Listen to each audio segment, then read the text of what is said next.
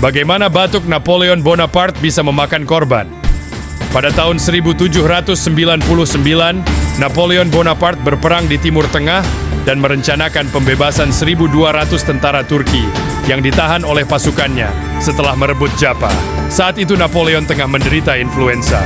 Ketika ia sedang memeriksa pasukannya, ia batuk terus-terusan hingga ia mengatakan, "Massacre tous," yang artinya kurang lebih, batuk sialan. Perwira yang berada di samping Napoleon mendengarnya dan berbicara dengan rekan-rekan perwira lainnya. Napoleon mengatakan, "Massacre tous," yang artinya bunuh semua.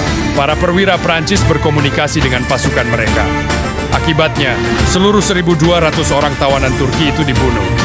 Semuanya hanya karena batuk sang jenderal dan kuping perwira yang error.